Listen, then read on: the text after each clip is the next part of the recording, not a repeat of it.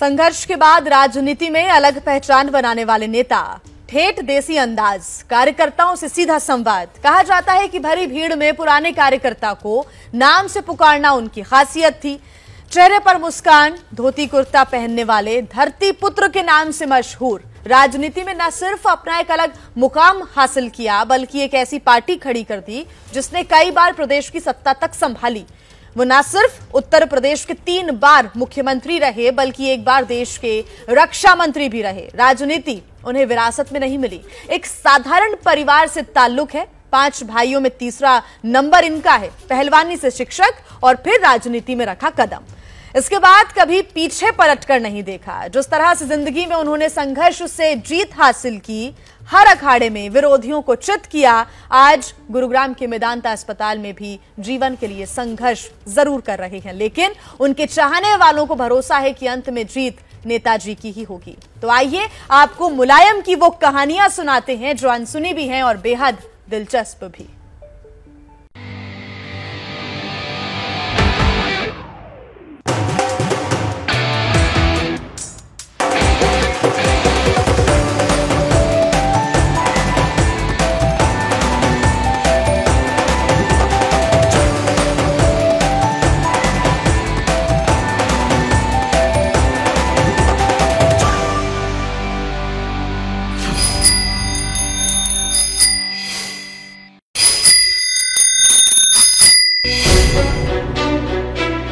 साल 1967 उत्तर प्रदेश में विधानसभा चुनाव हो रहा था। मुलायम सिंह के राजनीतिक गुरु माने जाने वाले नत्थू सिंह तब जसवंत नगर से विधायक थे, लेकिन मुलायम को बहुत मानते थे। उन्होंने अपनी सीट से मुलायम सिंह को सियासी मैदान में उतारने का फैसला किया। राम मनोहर लोहिया से पैरवी की। लोहिया भी मुलायम की मेहनत के मुरीद थे।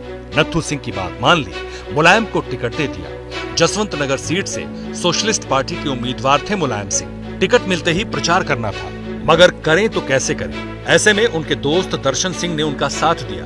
दर्शन सिंह साइकिल चलाते और मुलायम सिंह कैरियर पर पीछे बैठ जाते। गांव-गांव साइकिल के पीछे बैठकर प्रचार करने वाले मुलायम सिंह ने वो चुनाव जीता और फिर सियासत की सीढ़ियां चढ़ते गए।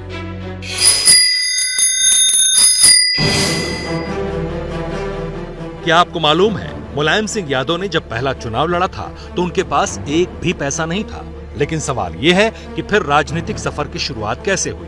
इसके पीछे की कहानी भी बेहद दिलचस्प है। साइकिल से दोस्त दर्शन के साथ प्रचार तो मुलायम सिंह ने शुरू कर दिया था, मगर उन्हें ऐसा लगने लगा था कि एग्रेशन के साथ जसवंत नगर में प्रचार नहीं हो पा रहा है। लिहाजा दोनों ने मिलकर 1 वोट 1 नोट का नारा दिया। वो चंदे के रूप में 1 रुपया मांगते और उसे ब्याज समेत लौटाने का वादा करते थे। नारा हिट हो गया। लोगों ने बेशुमार प्यार बरसाया और मुलायम सिंह को चुनाव प्रचार के लिए पैसे मिलते गए।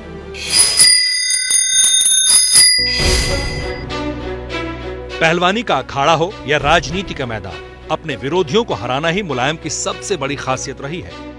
लेकिन आप ये जानकर चौंक जाएंगे कि चंदे के पैसे से पहली बार एम्बेसडर कार खरीदने वाले मुलायम सिंह के पास तेल भरवाने के पैसे भी नहीं हुआ करते थे। डॉक्टर संजय लाठर अपनी किताब समाजवाद का सारथी अखिलेश यादव की जीवन गाथा में लिखते हैं कि मुलायम सिंह ने एक पुरानी एम्बेसडर कार खरीदी। गाड़ी आ गई, लेकिन तेल भराने का मामला अटक गया। घर पर बैठकी हुई, तेल का पैसा कहां से आएगा, इस पर विचार विमर्श शुरू हुआ।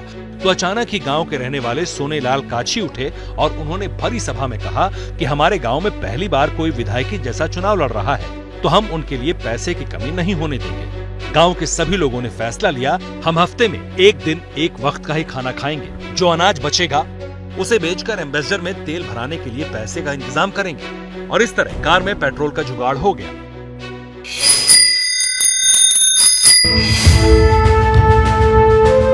अगर सामने रौबदार मूंछों और सख्त चेहरे वाला डाकू आ जाए तो आप क्या करें? हो सकता है मैदान छोड़कर भाग जाए। लेकिन मुलायम सिंह ठहरे पहलवान। वो कहां किसी से डरने वाले थे। उत्तर प्रदेश में राम मंदिर आंदोलन का दौर जोरों पर था। सरेंडर कर चुके दुर्दांत डाकू तहसीलदार सिंह बीजेपी के मेंबर बन गए। उस वक्त यूपी की राजनीति में मुलायम सिंह यादव का दबदबा था। सियासत में सिक्का उसका चलता था जिसके पास बाहुबल हुआ करता था। नेताजी पर आरोप लगते थे कि उनकी पार्टी इटावा और आसपास के इलाकों में बूथ कैप्चरिंग करके चुनाव जीतती है। बीजेपी ने कार्ड ढूंढ ली। तहसीलदार सिंह को इटावा के जसवंत नगर विधानसभा सीट से टिकट दे दिया। ऐसा कहा जाता है कि वोटिंग के समय तहसीलदार सिंह को यह खबर मिली कि समाजवादी पार्टी ने एक बूथ पर कब्जा कर लिया है। गुस्सैल तहसीलदार सिंह तुरंत उस बूथ पर पहुंचे और पूरी मतपेटियां अपने साथ लेकर चले गए। काफी हो हल्ला हुआ, हिंसा हुई, लेकिन अंत में जीत एक बार फिर मुलायम सिंह की ही हुई।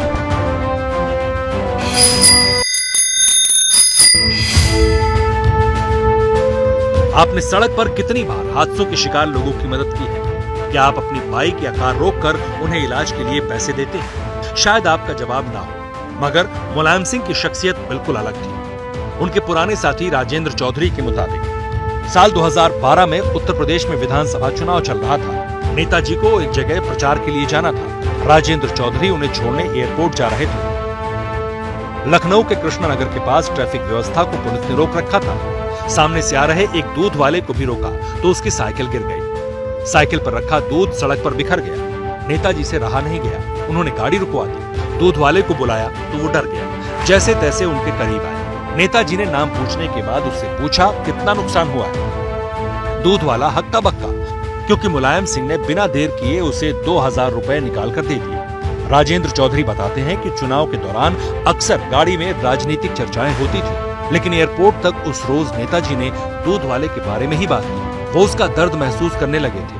कहने लगे कितनी जल्दी उठकर कितने घरों से दूध लाया होगा, घर जाकर वो क्या जवाब देगा। मुलायम सिंह के बारे में कहा जाता है कि वो कभी किसी का दुख नहीं देख सकते थे। खली जैसे विशालकाय शरीर वाले पहलवान को छोटे कद का शख्स कैसे पटक सकता है? और अगर कोई ऐसा करेगा तो सबकी नजरों में सर्वोच्च तो बनेगा ही। मुलायम सिंह के साथ भी कुछ ऐसा ही हुआ। नेतागिरी से पहले वो पहलवान थे। अखाड़े की मिट्टी में ही बड़े हुए थे। कद नाटा था, लेकिन बड़े बड़े पहलवानों को आसानी से चित कर देते थे। 60 के दशक में सैफई के पास करहल में कुश्ती का मुकाबला चल रहा था। वहां उस दौर के कद काठी में बड़े सरयुद्दीन त्रिपाठी का मुकाबला मुलायम सिंह से था। जब प्रतियोगिता शुरू हुई तो किसी को उम्मीद नहीं थी कि कोई चमत्कार होगा, मगर मुलायम सिंह ने अपना चरखा दांव चला और सरयुद्दीन त्रिपाठी को चित कर दिया। इस मुकाबले को जसवंत नगर के विधायक नत्थू सिंह भी देख रहे थे। दंगल खत्म हुआ तो उन्होंने युवा मुलायम सिंह को बुलाया, शागिर्द बनाया और संयुक्त सोशलिस्ट पार्टी से जोड़ लिया। पार्टी में वो काफी सक्रिय हुए, इलाके के गरीबों और किसानों की आवाज बन गए।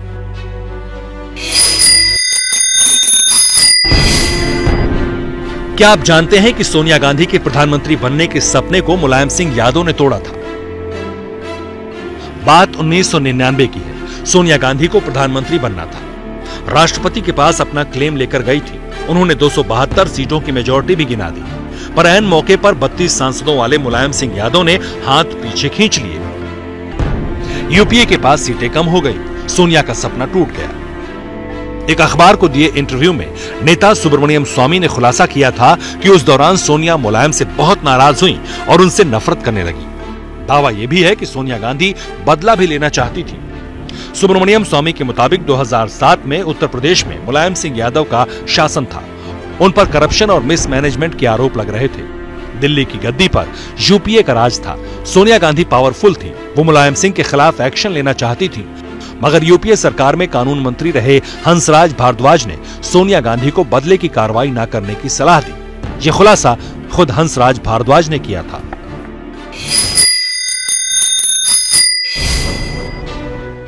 सोनिया के सपने को मुलायम ने तोड़ा, लेकिन मुलायम के प्रधानमंत्री बनने के ख्वाब के पर किसने कतरे?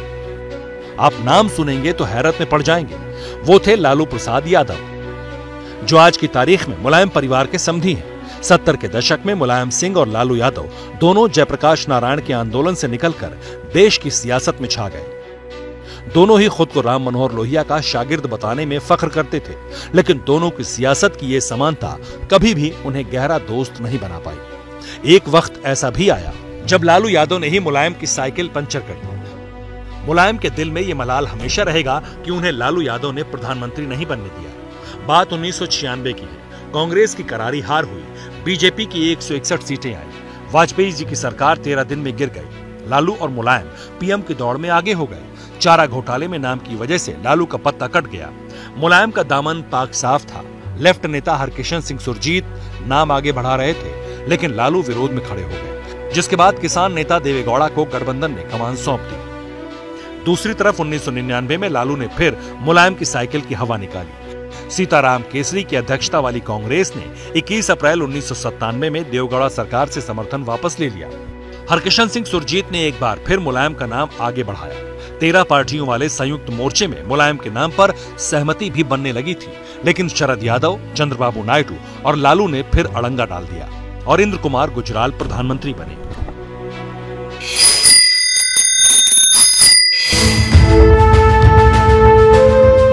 अब बात साल 1987 की, जब मुलायम सिंह के गुरु चौधरी चरण सिंह का देहांत हुआ। चौधरी चरण सिंह के बेटे अजीत सिंह विलायत से लौट आए। चौधरी जी की बनाई पार्टी भारतीय लोक दल को लेकर बेटे अजीत सिंह और शिष्य मुलायम सिंह के बीच जंग से छिड़ गई।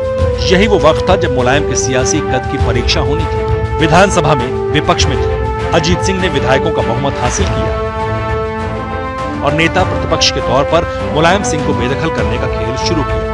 नेताजी को इसकी भनक लगी। कहा जाता है कि उस वक्त पार्टी कार्यालय और तमाम जगहों पर मुलायम सिंह ने अपने लठैत तैनात कर दिए थे। बावजूद इसके अजीत सिंह के मंसूबे कामयाब हुए। पिता के प्रति पुरानी वफादारी का हवाला देकर लगभग 55 विधायकों को अजीत सिंह ने अपने खेमे में कर लिया। नई पार्टी बनाई, लोक दल आ के नाम से, और खुद को अजीत सिंह ने इसका नेता घोषित कर दिया। दूसरे दल को लोक दल बा नाम दिया गया, जिसके अध्यक्ष हेमवती नंदन बहुगुणा थे। मगर सारी सियासी चालें मुलायम सिंह चल रहे थे। भले ही नेता प्रतिपक्ष से मुलायम का पत्ता कट गया हो, लेकिन विधानसभा में गरजते सबसे ज्यादा वही थे। नेताजी ने फिर एक बार साबित किया कि फिक्रमंदी को वो ताकत में कैसे तब्दील करते थे।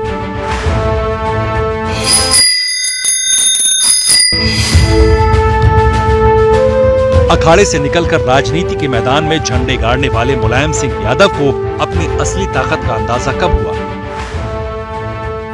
क्या आपको पता है? जब वो क्रांति रथ पर सवार हुए। ये रथ एक मेटाडोर थी। नेताजी की शख्सियत थी कि वो हार नहीं मानते थे। जब अजीत सिंह 55 विधायक लेकर अलग हो गए तो उन्होंने क्रांतिकारी मोर्चा बनाया और पूरे प्रदेश का दौरा किया। उस वक्त कांग्रेस कमजोर पड़ चुकी थी क्योंकि विश्वनाथ प्रताप सिंह ने कांग्रेस छोड़ दी थी। जन मोर्चा बना लिया था और बोफोर्स मामले में पूरे देश में कांग्रेस कटघरे में खड़ी दिख रही थी। मुलायम को यही समय और मौका नजर आया। वो क्रांति रथ पर सवार हो गए। अब आया साल 1989। एक बार फिर लोकसभा चुनाव हुए, साथ ही साथ विधानसभा चुनाव भी हुए। 421 सीटों वाले यूपी में जनता दल के हिस्से में आई 208 सीटें। मुख्यमंत्री के 3 दावेदार सामने आए, मुलायम सिंह, अजीत सिंह और अमेठी रियासत के राजा संजय सिंह।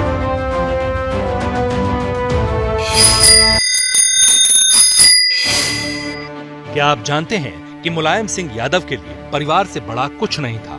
उन्होंने अपने चचेरे भाई के लिए सियासत के दूसरे गुरु को भी कुर्बान कर दिया।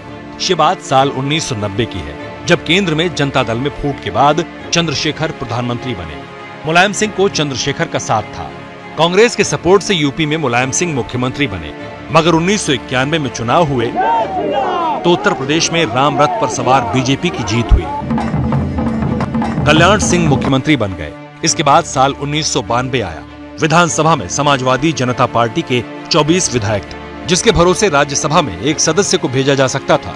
चंद्रशेखर चाहते थे कि मोहन सिंह को राज्यसभा सदस्य बनाया जाए, मगर ऐन वक्त पर मुलायम सिंह ने फिर से सियासी गोटी ऐसी फेंकी जिसे देखकर सब दंग रह गए। अपने चचेरे भाई और कॉलेज में मास्टर राम गोपाल यादव को उन्होंने पर्चा भरा दिया। चंद्रशेखर ने विरोध किया, लेकिन बावजूद इसके राजनीतिक मैनेजमेंट में माहिर मुलायम ने भाई की जीत सुनिश्चित कराई, जिसके बाद मुलायम और चंद्रशेखर के रास्ते अलग हो गए।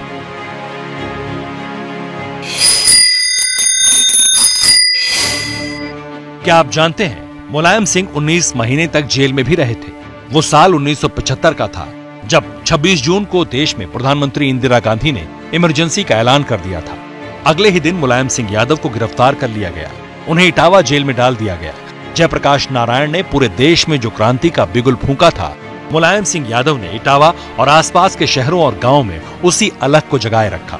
युवाओं को एकजुट करते, कांग्रेस के खिलाफ माहौल बनाते थे। आपातकाल हटा तो देश में चुनाव हुए, साथ ही साथ उत्तर प्रदेश में भी चुनाव हुए। मुलायम सिंह यादव भी लड़े और जीत गए। देश और प्रदेश में जनता पार्टी की सरकार बनी। ये साल 1977 था। मुलायम सिंह यादव को यूपी में सहकारिता और पशुपालन मंत्री की जिम्मेदारी मिली।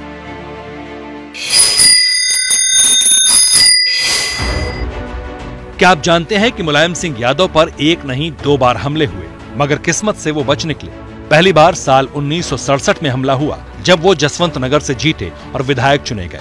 पूरे गांव में जश्न मनाया जा रहा था, तभी गोली चली और छोटे कद के कारण गोली उन्हें ना लगकर पीछे खड़े दूसरे आदमी को लगी। 28 साल की उम्र में मुलायम ने उस वक्त के कद्दावर नेता एडवोकेट लाखन सिंह को हराया था। उस दौर में लोग कहते थे ये तो हाथी चूहे की लड़ाई है, मगर जब नतीजे आए तो सब हैरत में पड़ गए।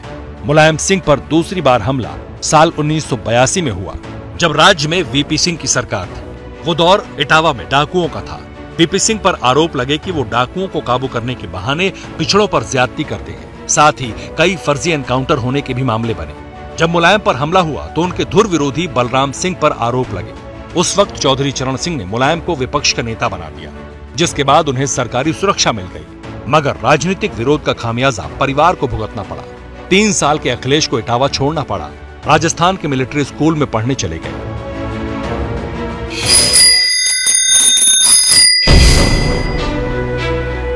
(1989) में मुलायम सिंह यादव मुख्यमंत्री तो बन गए, लेकिन उन्हें इस बात का बिल्कुल अंदाजा नहीं था कि अगला साल ही उनके लिए कड़ी परीक्षा होने वाला है। जून 1990 की बात है, जब बीजेपी ने विश्व हिंदू परिषद और बजरंग दल के साथ अयोध्या में रामशिला यात्रा शुरू कर दी।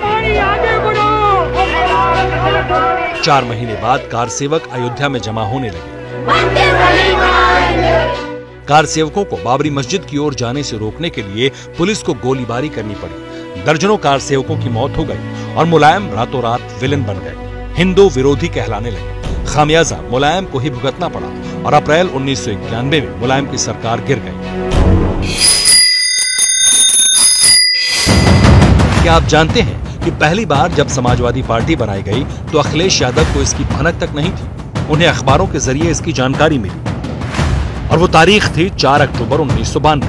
मुलायम सिंह अब तक दूसरी पार्टियों के भरोसे चुनाव लड़ रहे थे, जीत रहे थे और मुख्यमंत्री या मंत्री बन रहे थे, मगर ठेठ अंदाज में ये ठान लिया था अब अपनी पार्टी बनाएंगे। लखनऊ के बेगम हजरत महल पार्क में समाजवादी पार्टी के नाम से नई पार्टी बनाई, लेकिन जब पिता ने नई पार्टी बनाई तो बेटे अखिलेश यादव उस वक्त मैसूर में थे, इंजीनियरिंग की पढ़ाई कर रहे थे। उन्हें इसकी जानकारी अखबार के जरिए मिली। अखाड़े की मिट्टी से राजनीति की सरजमी पर सिक्का जमाने वाले मुलायम सिंह यादव की एक लव स्टोरी भी है, मगर इस स्टोरी में एक्शन है, ड्रामा है, इमोशन है, रिजेक्शन है और फिर सिलेक्शन भी है। एक जर्नलिस्ट और राइटर सुनीता एरोन ने अखिलेश यादव पर बायोग्राफी लिखी है। नाम है बदलाव की लहर। इसके कुछ पन्नों में मुलायम की प्रेम कहानी का भी जिक्र है। सुनीता लिखती हैं कि शुरुआत में साधना और मुलायम की आम मुलाकातें हुई, लेकिन मुलायम की मां मूर्ति देवी की बीमारी की वजह से दोनों करीब आए। दरअसल साधना ने लखनऊ के नर्सिंग होम और बाद में सैफई मेडिकल कॉलेज में इलाज के दौरान मूर्ति देवी की देखभाल की थी। मेडिकल कॉलेज में देखभाल के दौरान ही मूर्ति देवी को एक नर्स गलत इंजेक्शन लगाने जा रही थी, तो साधना ने नर्स को ऐसा करने से रोका, जिसकी वजह से उस वक्त मूर्ति देवी की जान बच गई। जिसके बाद मुलायम सिंह साधना से बेहद इंप्रेस हुए। दोनों की रिलेशनशिप शुरू हो गई।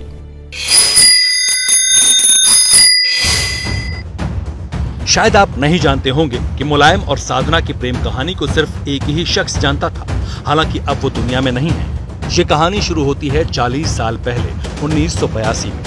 देश में कांग्रेस टूट रही थी। यूपी में पिछड़ा वर्ग और यादवों का दबदबा मुलायम सिंह की वजह से लगातार बढ़ रहा था। तब समाजवादी पार्टी नहीं थी। उसी समय औरैया जिले के बिधुना के रहने वाले कमलापति की 23 साल की बेटी साधना गुप्ता नर्सिंग की ट्रेनिंग कर रही थी। साथ ही राजनीति में हाथ आजमाना चाहती थी। वो राजनीतिक कार्यक्रमों में भी आया जाया करती थी। उसी दरमियान 40 साल पार कर चुके मुलायम की आंखें साधना से टकराईं। उसके बाद क्या हुआ क्या नहीं, ये जानकारी सिर्फ एक शख्स के पास थी। वो थे अमर सिंह, जो अब नहीं रहे। अमर सिंह ने 6 साल तक इस प्रेम कहानी को छिपाए रखा। जरा सोचिए, PIL किसी और चीज की और खुलासा कुछ और हुआ। मुलायम सिंह के जीवन का ये सबसे अजीब किस्सा है और इस किस्से के सबसे अजीब कैरेक्टर विश्वनाथ चतुर्वेदी हैं, जिन्हें इसका बिल्कुल इल्म नहीं था कि प्रेम कहानी उनकी वजह से सामने आ जाएगी। 2 जुलाई 2005 को मुलायम सिंह के खिलाफ सुप्रीम कोर्ट में एक हलफनामा दायर किया गया। इसमें पूछा गया कि 1979 में 79,000 रुपए की संपत्ति वाला समाजवादी करोड़ों का मालिक कैसे बन गया। सुप्रीम कोर्ट ने CBI से कहा, मुलायम की जांच करो। जांच शुरू हुई, रिपोर्ट लिखी गई तो पुराने पन्ने खुले। रिपोर्ट में लिखा गया कि मुलायम की एक बीवी और एक बच्चा है। आज से नहीं बल्कि 1994 से। 94 में प्रतीक गुप्ता ने स्कूल के फॉर्म में अपने परमानेंट रेजिडेंस में मुलायम सिंह का ऑफिशियल एड्रेस लिखा था। रिपोर्ट में ये तक लिखा गया कि 2000 में प्रतीक के गार्जियन के तौर पर मुलायम का नाम दर्ज हुआ था और 23 मई 2003 को मुलायम ने साधना को अपनी पत्नी का दर्जा दिया था। मुलायम की जिंदगी का एक और चौंकाने वाला किस्सा यह है कि उनकी दूसरी पत्नी साधना गुप्ता ने मुलायम के करीब आने के बाद शादी किसी और से कर ली थी। 4 जुलाई 1986 में उनकी शादी फर्रुखाबाद के चंद्रप्रकाश गुप्ता से हुई थी। इनकी शादी के बाद 7 जुलाई 1987 को प्रतीक यादव का जन्म हुआ, मगर 2 साल बाद ही दोनों अलग हो गए। दरअसल मुलायम सिंह साधना को लकी मानते थे, क्योंकि 1988 में जब वो उनकी जिंदगी में करीब आई तो 1989 में पहली बार मुख्यमंत्री बन गए। मुलायम सिंह ने भी साल 2007 में आय से अधिक संपत्ति मामले में सुप्रीम कोर्ट में शपथ पत्र दिया। लिखा, मैं स्वीकार करता हूं, साधना गुप्ता मेरी पत्नी और प्रतीक मेरा बेटा है।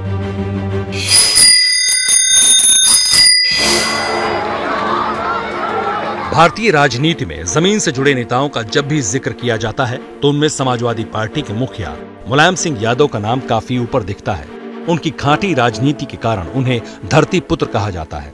मुलायम से जुड़े मशहूर किस्सों में एक और किस्सा ऐसा है जिसमें कहा जाता है कि उन्होंने मंच पर ही एक पुलिस इंस्पेक्टर को उठाकर पटक दिया था। उस वक्त मुलायम सिंह की उम्र करीब 21 साल थी और वो अखाड़े में पहलवानी का रियाज करते थे। मैनपुरी के स्कूल में जाने माने कवि दामोदर स्वरूप विद्रोही अपनी कविता सुना रहे थे। कविता का शीर्षक दिल्ली की गद्दी सावधान था। कविता जैसे गुनगुनाने लगे तो वहीं पास में खड़े एक दारोगा ने पहले उन्हें कविता गाने से रोका, लेकिन कवि नहीं माने तो मंच पर चढ़ गया और उनके हाथ से माइक छीनकर फेंक दिया। इसे देख मुलायम सिंह आग बबूला हो गए और जमीन से छलांग लगाकर मंच पर गए। दारोगा को घसीटकर नीचे लाए और दोनों हाथों से उसे उठा लिया, जमीन पर पटक दिया। सभी लोग मुलायम को पकड़ने के लिए दौड़े और दारोगा को किसी तरह चंगुल से मुक्त कराया। जैसे ही घड़ी का काटा दोपहर 2:30 पे आए, बबीता जी का दिल सास बहू साजिश के लिए मचल जाए। और ये है इनकी बहू, पूरे दिन ऑफिस की टेंशन हो जाए गॉन जब ये करें अपना फेवरेट शो फ्री टाइम पे ऑन। इनकी तरह आप भी देखिए अपना फेवरेट शो अपने टाइम पर और डाउनलोड कीजिए एबीपी लाइव ऐप अपने स्मार्ट टीवी पर।